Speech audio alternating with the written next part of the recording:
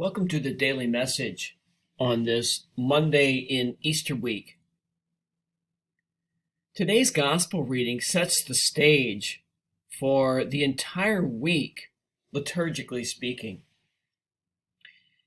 In this reading, we hear that the women, Mary Magdalene and the other Mary, go to the tomb, and they discover to their amazement that Jesus isn't there.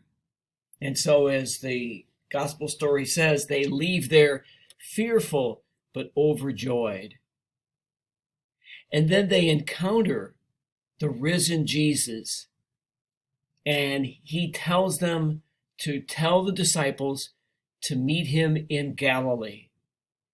And in the Gospel of Matthew, that is where Jesus will commission the disciples. This is what Jesus will tell them. Now the 11 disciples went to Galilee, to the mountain to which Jesus had directed them. When they saw him, they worshipped him, but some doubted.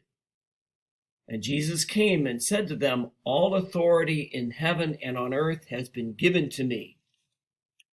Go therefore and make disciples of all nations, baptizing them in the name of the Father and of the Son and of the Holy Spirit, and teaching them to obey everything that I have commanded you. And remember, I am with you always, to the end of the age."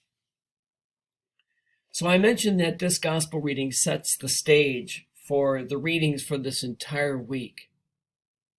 And the theme is this, that the celebration of the resurrection, the celebration of Easter, is something that does not stand alone. The celebration of Easter always leads us into mission. The celebration of the risen Lord always inspires us and motivates us to proclaim the good news of the resurrection in our daily lives.